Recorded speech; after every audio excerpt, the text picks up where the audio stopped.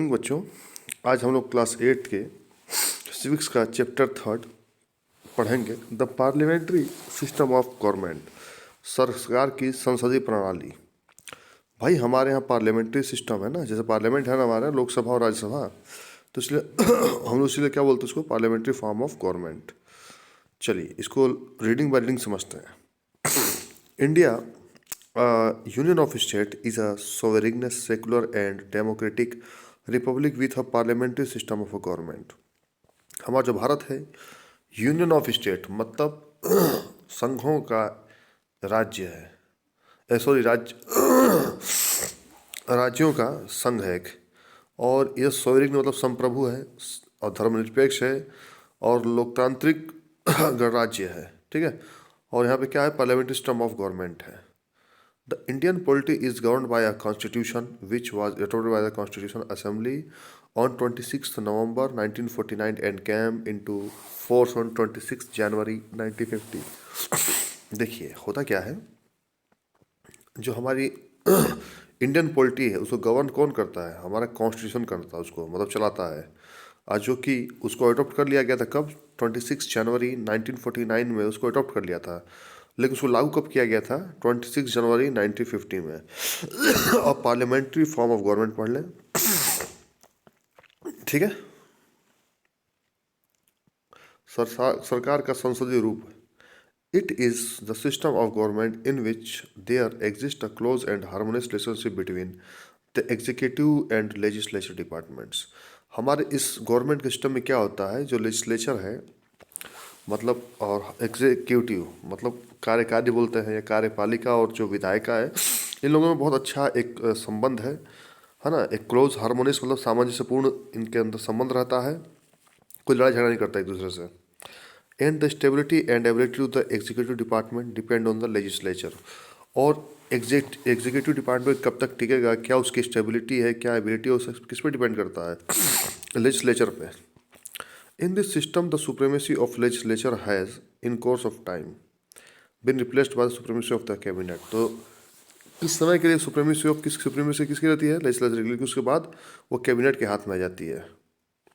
Hence such form of government it is also called cabinet government। तो ऐसे ही government को हम क्या बोलते हैं, कैबिनेट गवर्नमेंट, ठीक है। In parliamentary form of government, the head of the state is usually a different person than the head of the government।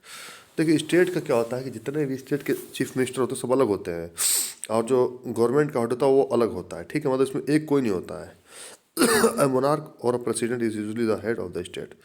और मोनार्क में क्या होता है, या प्रेसिडेंट होगा तो वो क्या होगा, स्टेट का हेड होगा। The council of minister exercises the real executive powers and authority to run the government with the prime minister as the head of the council minister. देखिए सबसे ज़्यादा पावर किसके पास होती है, काउंसिल ऑफ मिनिस्टर मतलब जो मंत्री परिषद होती है ना, उसके पास एग्जीक्यूटिव पावर मेन होती है, और वो प्रधानमंत्री के साथ इसको लेके चलाते हैं, गवर्नमेंट को चलाते हैं। अब प्रधानमंत्री क्या होता है, काउंसिल ऑफ मिनिस्टर होता है ये, है ना, परिषद का मंत्री होता है, सबका मंत्री ही होता है। The president the head of the state has chiefly formal और सेरेमनियल function to the perform.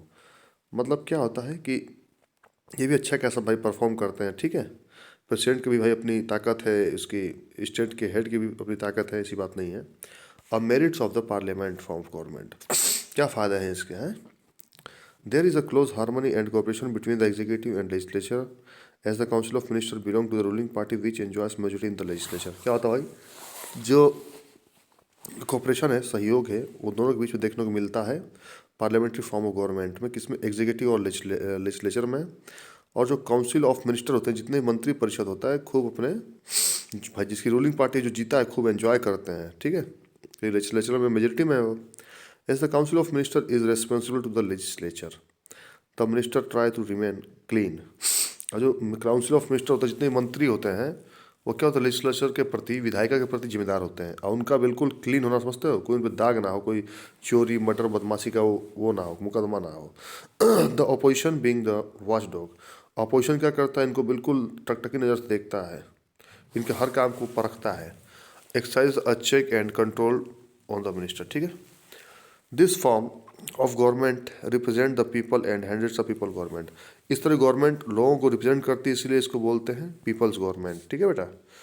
As the ruling party is usually in the majority, the government can take swift decision to meet any contingency.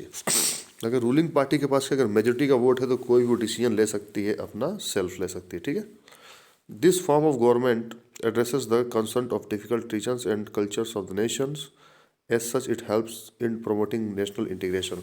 आज जो हमारे देश में कमज़ोर राज्य हैं उनको ध्यान रखती है ये गवर्नमेंट और उनके साथ बड़ा सद्भावना का काम करती है।